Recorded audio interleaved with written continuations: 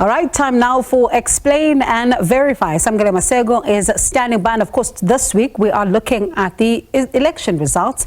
Were the elections free, fair and credible? And Samgele, I suppose that's the big question. Well, Bongiwe, the much anticipated and highly contested 7th democratic national and provincial elections have come and gone. Yes, 16.2 million South Africans who voted have spoken. Despite many challenges, the Independent Electoral Commission says it's conducted a credible, free and fair elections. But the MK party may disagree, saying some of their votes were stolen, disappeared. But let's just hear what Simon Mabolo, or the CEO of the Independent Electoral Commission, had to say. Since the proclamation of the elections in February, our country has been on a journey to impart practical content to our electoral democratic soul. Even with novel challenges and political contours never experienced before, the 2024 election is a moment of democratic affirmation. In this very arena, we experienced electoral transparency of superlative proportions. Indeed, this was a theater of openness. As has been the case in the past 30 years, our democracy has spoken. Indeed, the people have expressed their political choices through the ballot box. Well, that was Simon Mabolo of the Independent Electoral Commission, but also there were observer missions in the country led by former Kenyan President Uhuru Kenyatta, who says the IEC has conducted a credible election. But South Africans need to make sure the IEC fixes some issues here and there in order to remain a strong, trusted electoral institution. The international observers say South Africa's 30 years of unbroken democratic rule is a pride of Africa that South Africans should be proud of. But can South Africans be proud of when they are languishing in poverty and sidelined from the economic aspects of the country? Let's just listen to what Uhuru Kenyatta had to say. I know there has been a number of problems, especially with regard to the electronic devices. But all the same, again, I want to thank the people of South Africa for their patience and for bearing despite the huge delays. And my hope and prayer is that this democracy of South Africa that has been the pride of Africa for these years will continue to show us its strength and maturity as we move forward. That's the head of the observer missions that led these elections. That is Uhuru Kenyatta, speaking of the 30 years of unbroken democratic rule, setting a good example for the African continent, and often experiences unconstitutional change and coup d'etats that usher in military rule within these African countries. South Africa, 30 years, Bongiwe, of these particular elections that take place every 5 years, nationally, provincially, going down, cascading down to the local sphere as well, where you have those local government elections that are coming in 2026. I see this time around having lots and lots of issues, particularly when it comes to voting day. Those throngs of long queues, not because of a high voter turnout, but because of the frustrations of the IEC. And especially, Samgele, when you think about the VMDs, for example, you know, a number of people are raising concerns about those devices, but, you know, you listen to how some are saying that the elections were free and fair.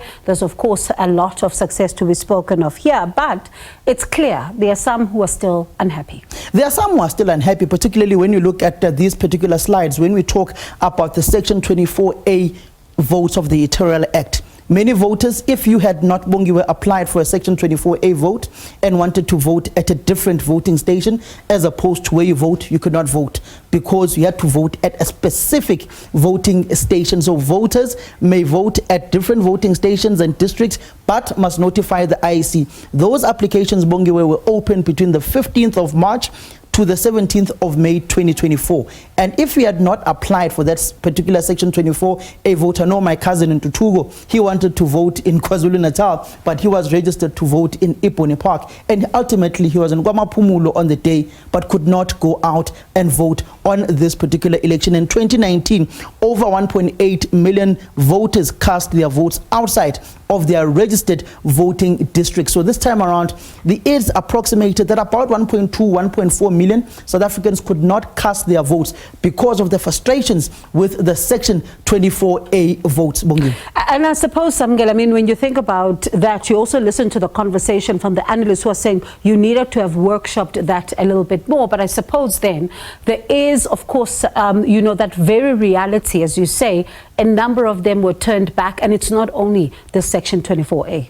It's not only Section 24A. For instance, if you look at some voters were not allowed because of the Section 24A, some it was because they provided incorrect addresses, their home addresses, some it was a duplication of their ID numbers. But the main issue, the special votes became a problem on the special voting days of the 27th, the 28th, those particular 2 days, Monday and Tuesday. I remember on the first day, the IEC had about 386,000 registered special votes, house visits, 682,000 that they had to do on the day. But they could not even get to half of those particular special votes on the first day. Second day, I remember my colleague Natasha Piri asking the IEC that a particular woman in KwaZulu-Natal had been waiting for the IEC to come to their home. They had not yet arrived. Till today, we don't know whether she was able to get that special vote or unable to get that particular special vote. But let's move it fast forward as well. Section 24A, there was an issue of special votes in Section 24A. Let me use myself as an example. I applied first for the special vote, then lastly applied for Section 24A. But the letter overrides the first application. So I could no longer have a special vote on Monday before I went to KZN because I had applied for a Section 24A, which automatically meant that I could only come back and vote on Wednesday on the voting day, or I would only be subjected to vote for the Section 24A application vote, which is the national ballot in Savannah Park, where I'd registered for the Section 24A vote. So there were a lot of complications on that particular issue, which brings about the issue of voter apathy and voter education by the Independent Electoral Commission. I suppose they also have to, some going to speak about even the issue when it comes to Section 24A. What happens if somebody has an emergency today and they have to leave the province today, and voting day is maybe tomorrow or in 2 days' time? What does a person like that actually do? Because that section as well doesn't speak to some of those issues. Yes, unfortunately, that particular voter will have to forfeit their particular vote. I know with myself, I spent about 4 hours at the voting station where I vote at, only to be told around 12 that I can't vote. They can't see in the system as to why. Only when I got to the airport, I got a message that actually you can't vote because you applied for a Section 24A last, and that overrides the special vote application, which also speaks, Bongiwe, to that particular issue of voters being turned away and could not vote on the day, which we have on this particular slide. On voter may vote at a different voting station, provided they notify the IEC.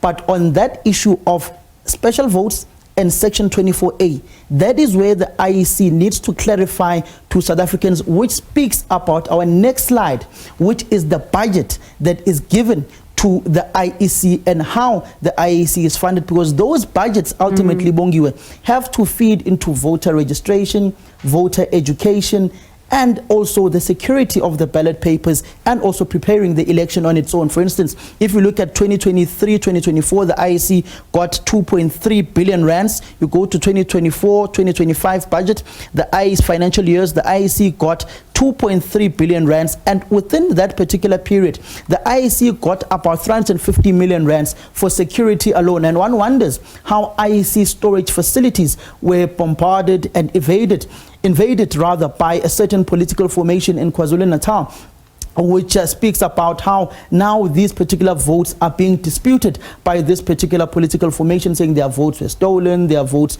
are not properly captured properly from the VDs, from their party agents, and also the IEC had a surplus of about 1.5 billion rands for this particular election. And that tells you that as much as there are discrepancies, the IEC may have been found wanting to a certain extent when it comes to the preparation for this particular election, looking at the throngs of lines that were there. For instance, I'll take you to Mayville, where we went with my colleague Tabiso Rapakwana. The lines at Mayville were insane. You go to the lines at the Durban City Hall in the CBD of Durban, those lines were also long, not to go to the hostels in KwaMashu, in KwaZulu-Natal, not picturing the lines that our colleague Jade Lee Paulser, with that particular chopper they were traveling in, showed you those lines in a voting station in Umlazi next to Mega City. And that just tells you that it wasn't about the voter turnout, which we now move to, which is the voter turnout, for instance, in these past 10 years. You look at 2014, voting population that could vote in South Africa at the time was 31.4 million, but there were only 25.3 million registered South Africans to vote, and those who voted were 18.6 million, which was a turnout, a voter turnout of 73% in that particular year where Jacob Zuma got his second term. And that is the year that the ANC got about 11.8 million votes on the board.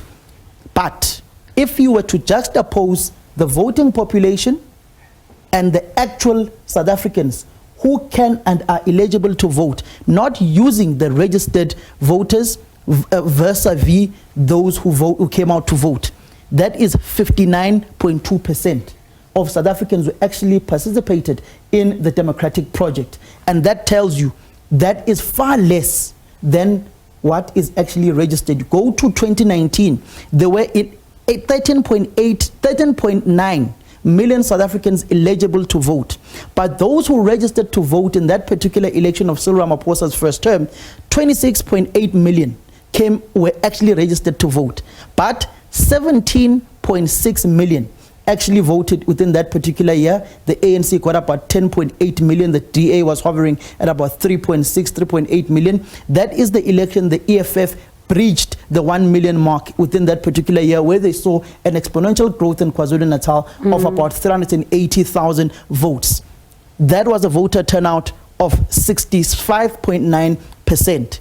But if you were to take the overall voting population eligible that could register, and those who actually registered and voted, it is 45.2%. And that just tells you that South Africans are not thoroughly engaged in the democratic project. And it speaks, Samgele, about this decline in voter participation and the work that now needs to go towards that. It speaks about this participation and the work that needs to be done by the IEC. For instance, in this particular election this year, 42 million South Africans were eligible to vote or eligible to register to vote. But those who registered to vote was 27.7 million South Africans registered to vote within this particular election, but only 16.2 million South Africans actually voted within this particular election, Bongiwe, and that speaks to a turnout of the registered voters of 58.6% that actually turned out to the polls. But in overall, of the 42 million, it is 38.6% of South Africans, Bongiwe, who actually registered to vote. And that speaks about South Africa's democratic projects and how South Africans have dropped from 66% voter turnout in 2019 general elections to 58.6% over a period of 10 years, 2014 to 2024. That is about a 14.8% drop of South Africans that have decided to stay away from the democratic project, which is 2.4 million South Africans choosing not to participate and drop out from 2014 coming to date, that have been registered but choose to seemingly stay at home. And now the ball moves to the political players as the ANC negotiates its coalition partners. The DA has opened up its doors for them to come onto the party. You've got Action SA that has left the Moonshot Pact, but it is Jacob Zuma's party that has been blue-ticking the ANC. But today has issued a statement that in the coming days they will be negotiating with the ANC. Next week, We will bring you the nitty-gritties, the technicalities of how and whichever coalition is decided upon by the governing party in their government of national unity. Are they going left, going right, remaining central? Can they continue being a broad church, or they have to choose their particular struggle now?